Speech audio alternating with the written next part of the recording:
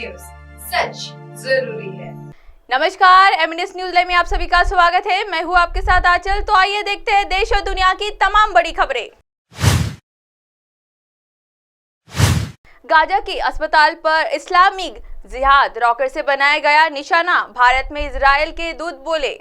भारत में इजरायली राजदूत नायोर गिलोन ने बुधवार को इजरायली प्रधानमंत्री के दावे को दोहराया कि गाजा में अस्पताल पर इस्लामिक जिहाद रॉकेट द्वारा हमला किया गया है। उन्होंने आगे कहा कि सैकड़ों नागरिकों की हत्या के बाद हमास खुद को पीड़ित के रूप में चित्रित कर रहा है। इजरायल और हमास के बीच युद्ध लगातार जारी है। इस विनाशकारी युद्ध में दोनों तरफ से हजारों लोगों की अब तक मौत हो गई है। इस बीच इजरायल द्वारा गाजा के एक अस्पताल को निशाना बनाया गया है। इस हमले से सैकड़ों लोगों की मौत हुई है, जिसके बाद इजरायल ने कहा है कि उनसे यह हमला नहीं किया गया है। इजरायल ने प्रधानमंत्री बेंजामिन नेतन्याहू ने मंगलवार की शाम को कहा है कि पूरी दुनिया को पता होना चाहिए कि यह गाजा में बर्बर आतंकवादी थे जिन्होंने गाजा के अस्पताल पर हमला किया था, न कि इजरायली डिफेंस फोर्स ने। इसके बाद भारत में इजरायली राजदूत नायोर गिलोन ने बुधवार को इजरायली प्रधानमंत्री के दावे को दोहराया कि गाजा में अस्पताल पर इस्लामिक जिहाद रॉकेट द्वारा हमला किया गया था और कहा है कि सैकड़ों नागरिकों की हत्या के बाद हमास खुद को पीड़ित के रूप में चित्रित कर रहा है। आइए बढ़ते हैं अगली खबर की ओर।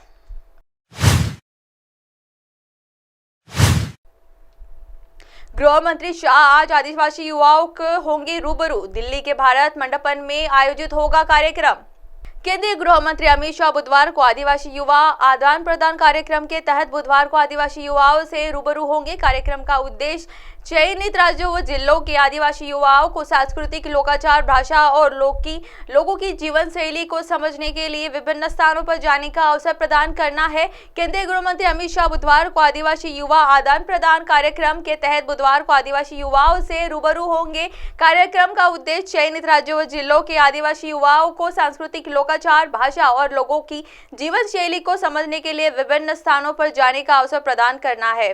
दिल्ली के भारत मंडपम में आयोजित होगा कार्यक्रम। दिल्ली के भारत मंडपम में आयोजित होने वाले कार्यक्रम का उद्देश्य युवाओं को देश के विभिन्न हिस्सों से हुई तकनीकी और औद्योगिकी प्रगति से भी अवगत करना है और शिक्षा, कौशल विकास और रोजगार के अवसर के प्रति जागरूकता पैदा करना है। यह गतिविधियां होगी शामिल। आदिवासी युवा आदान प्रदान कार्यक्रम की प्रमुख गतिविधियों में संवैधानिक अधिकारियों, गणमान्य और प्रतिष्ठित हस्तियों के साथ संवादात्मक सत्र, पैनल चर्चा, व्याख्यान सत्र और आजादी का अमृत महोत्सव के तहत गतिविधियां आदि शामिल है। प्रत्येक आदिवासी युवा आदान प्रदान कार्यक्रम की अवधि 7 दिन की है।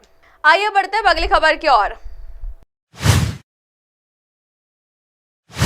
सुप्रीम कोर्ट कॉलेजियम ने 5 हाई कोर्ट के लिए 16 नामों की सिफारिश की।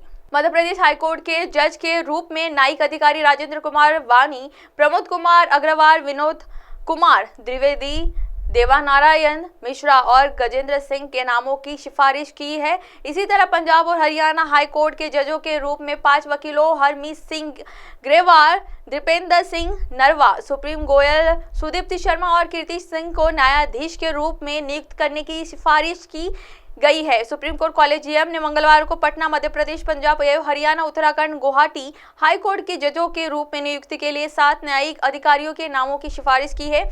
चीफ जस्टिस डीवाई चंद्रचूड़ की अध्यक्षता वाले कॉलेजियम, जिसमें जस्टिस संजय किशन कौर और जस्टिस संजीव खन्ना भी शामिल थे, ने रुद्र प्रकाश मिश्रा और रमेशचंद मालवीय को पटना उच्च न्यायालय का जज नियुक्त करने की सिफारिश की है। कॉलेजियम ने मध्य प्रदेश हाई कोर्ट के जज के रूप में न्यायिक अधिकारी राजेंद्र कुमार वानी, प्रमोद कुमार अग्रवाल, विनोद कुमार द्विवेदी, देवानारायण मिश्रा और गजेंद्र सिंह ने नामों की सिफारिश की है। इसी तरह पंजाब और हरियाणा हाई कोर्ट के जजों के रूप में 5 वकीलों हरमीत सिंह ग्रेवाल, दीपेंद्र सिंह नरवा, सुमित गोयल, सुदीप्ति शर्मा और कीर्ति सिंह को न्यायाधीश के रूप में नियुक्त करने की सिफारिश की गई है। उत्तराखंड हाई कोर्ट के लिए अधिवक्ता सिद्धार्थ शाह और आलोक मेहरा को जज के रूप में नियुक्त करने की सिफारिश की गई है। अब आप हमारे चैनल को आपके मोबाइल पर भी देख सकते हैं। मोबाइल ऐप पर देखने के लिए प्ले स्टोर से MNS news TV app download करें। इंस्टॉलिंग ट्विटर, हाईकुक, फेसबुक और कई सोशल मीडिया प्लेटफॉर्म पर हमारा चैनल उपलब्ध है।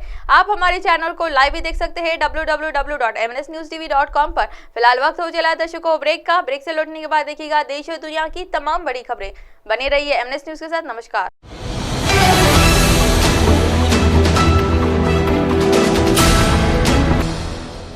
ये है एमएनएस न्यूज नेटवर्क। और आप देख रहे हैं MNS न्यूज।